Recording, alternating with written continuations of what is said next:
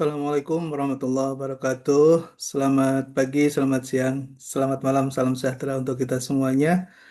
Ah, Senang sekali bisa bertemu dan berbagi untuk materi kita pada kesempatan saat ini, yaitu manajemen pembayaran dan kas, payment and case management.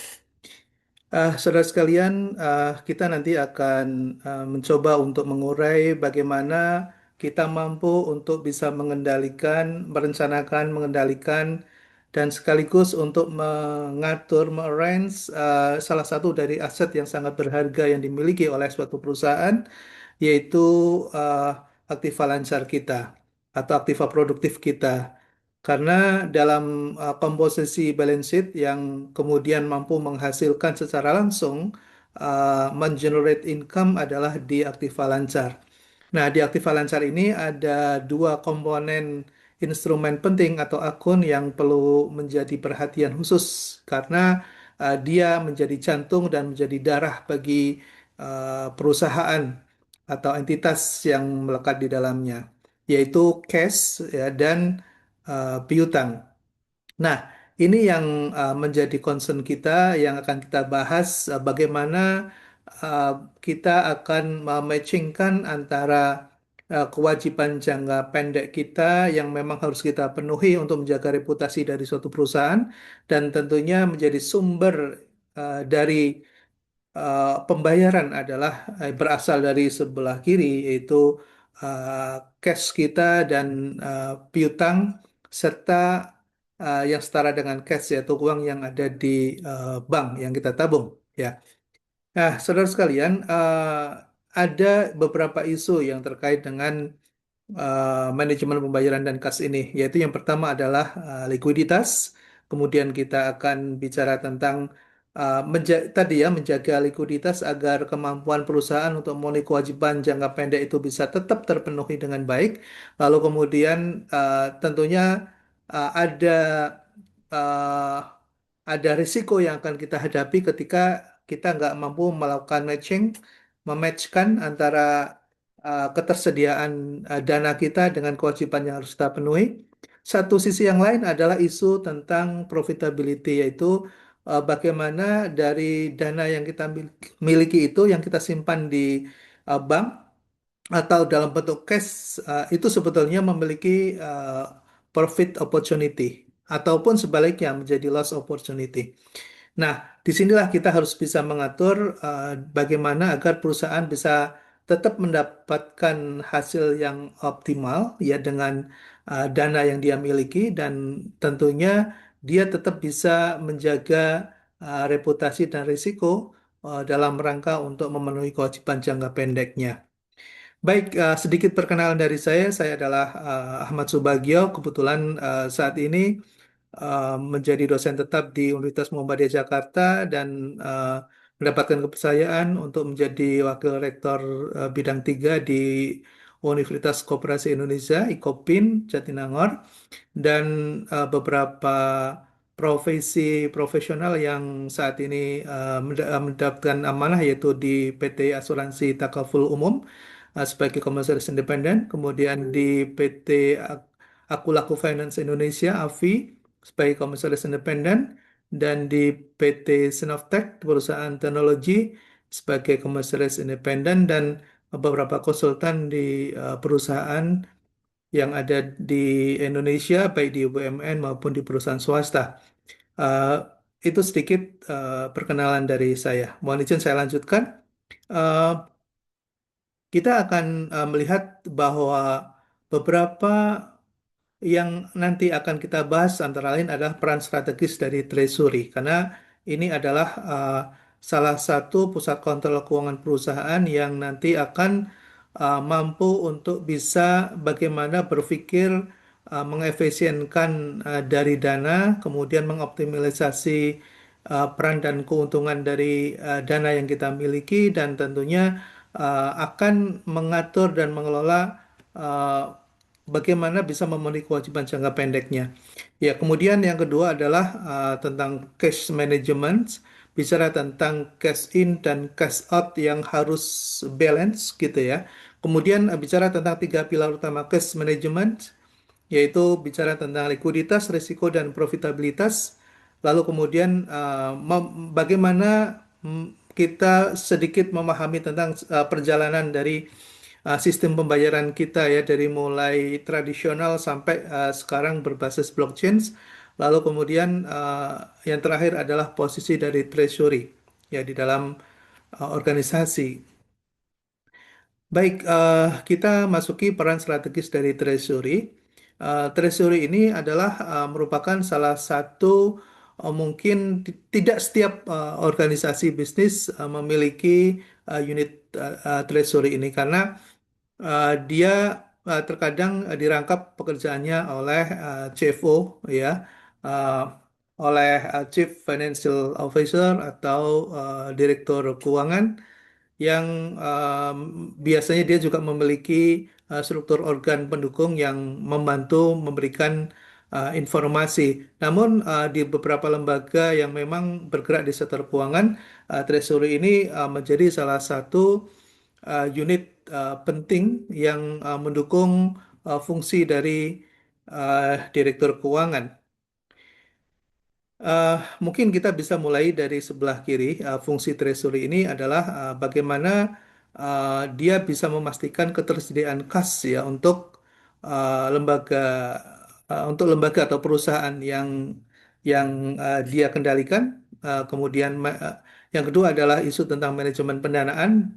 Kemudian yang ketiga adalah manajemen risiko. Nah, Treasury ini dia kalau kita lihat di bagian sebelah kanan, nilai strategis dari Treasury adalah dia menjaga likuiditas, menurunkan biaya keuangan, mengelola risiko, dan menciptakan nilai tambah. Ya, jadilah dalam pikiran seorang uh, uh, yang diberikan tugas treasury, dia mencoba untuk terus mengoptimalisasi dana yang ada di perusahaan agar tetap bisa mengcover kewajiban-kewajiban jangka pendek, sementara dana-dana idle yang mungkin tidak digunakan dalam jangka waktu tertentu atau di dalam rencana proyeksi keuangannya itu bisa menghasilkan profit atau return. Dan kita lihat di sebelah kiri bawah ada cash management bahwa ini menjadi sangat penting walaupun mungkin perusahaan membukukan laba tapi kalau kewajiban jangka pendeknya tidak terkelola dengan baik dan uh, kemudian ada terjadi misalnya mismatch di mana perusahaan tidak bisa memenuhi kewajiban jangka pendek, maka dia akan menghadapi risiko kebangkrutan ya, karena pihak supplier atau pihak kedua dan ketiga kehilangan kepercayaan terhadap perusahaan. Dan ini yang harus diperhatikan. Nah, kemudian treasury itu berbeda dengan accounting ya. Kalau treasury itu melihatnya adalah forward looking, sedangkan accounting itu adalah backward looking backward looking ya. Jadi melihat sesuatu di belakang dan kemudian mencatatnya. Sedangkan treasury dia melihat bagaimana ke depan perusahaan akan mengendalikan keuangannya. Dan terakhir adalah bahwa di dalam posisi treasury dia berada di bawah CFO ya. Dia biasanya level manager. Jadi kalau CEO itu kan dia top manager, CFO dia bisa berada di posisi BOD juga ya CFO. Lalu kemudian dibantu oleh manager ya treasury. Dia merupakan strategic financial partner ya bagi CFO. Oke, eh, kalau kita lihat yang ada posisi di paling tengah ya, Treasury Control Tower, dia bisa melihat bagaimana hubungan dengan supplier, dengan customer, dengan bank, dengan investor, regulator, internal business unit ya. Begitu sangat pentingnya Treasury ini untuk membantu CFO memberikan informasi dan sekaligus mengambil peran untuk mengeksekusi beberapa fungsi strategis keuangan perusahaan. Nah, kalau kita lihat sejarah evolusi dari metode pembayaran yang ada, Dari mulai barter ya, kita mengenal ada barter, kemudian kita mengenal uang sebagai alat tukar, lalu kemudian muncul bank, dari bank kemudian melahirkan beberapa uang giral seperti cek ya. Kemudian proses pertukaran uang ya dari satu negara ke negara lain kemudian bisa dilakukan dengan menggunakan transfer. Lalu kemudian untuk melakukan pembayaran bisa menggunakan kartu, ya kartu debit, kartu kredit, dan tentunya sekarang muncul yang namanya e-wallet, ya di mana menggunakan QR, QRIS dalam proses transaksi memiliki kode-kode khusus untuk para pemilik akun yang kemudian bisa melakukan pertukaran atau proses pembayaran. Dan kemudian yang terakhir kita mengenal adalah teknologi blockchain dan kripto um, yang kemudian menjadi salah satu isu ya ke depan sebagai sebuah currency alternatif. Baik, berikutnya kita akan bicara tentang tiga pilar utama dari manajemen kas. Isu yang timbul ya di dalam pengelolaan likuiditas adalah bagaimana kita mampu melakukan kalkulasi perhitungan dan proyeksi dan estimasi terhadap dana yang ada saat ini, kemudian rencana untuk pengeluaran dan rencana untuk kita bisa mendapatkan pemasukan dari cash in kita dari hasil penjualan maupun hasil transaksi yang kita estimasikan ke depan. Nah, kemudian yang kedua kita bicara tentang bagaimana uh, risiko yang akan kita hadapi, gitu ya.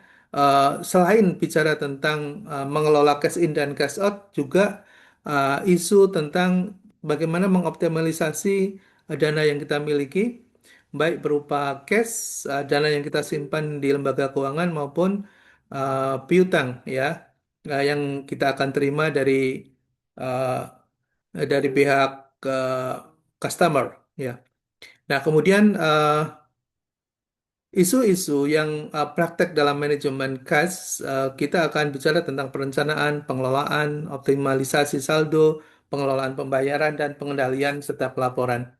Nah, tujuan dari manajemen cash adalah untuk memastikan bahwa likuiditas perusahaan selalu terjaga, minimalkan biaya pendanaan dan biaya transaksi, mengoptimalisasi pemanfaat dana, dan mengelola risiko finansial secara efektif, serta mendukung pertumbuhan dan penciptaan nilai perusahaan.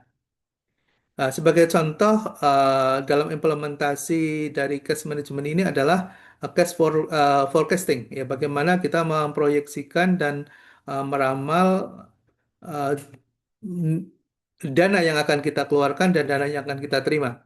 Begitu juga cash pooling dan konsolidasi kas ya.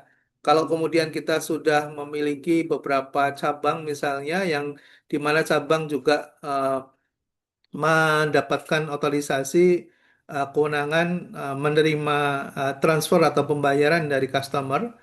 Lalu kemudian apalagi kemudian yang berkembang menjadi international trade yang berada di berbagai wilayah negara yang berbeda currency-nya, maka tentu akan diperlukan mana akun-akun dan proses pembayaran yang bisa dilakukan secara efisien dan efektif.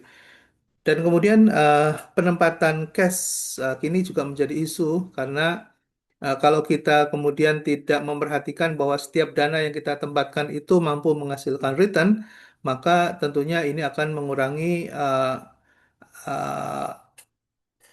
profit opportunity. Ya. Nah, kemudian terakhir adalah kontrol yang baik ya terhadap setiap risiko yang akan terjadi. Baik, berikutnya adalah mengelola kas secara optimal dan eh, bagaimana kita, oh ya, maaf, ini ada slide yang sama ya. Saya Slide ke-7 dan ke-6 ini sama, maaf. Nah, kemudian posisi treasury dalam struktur manajemen.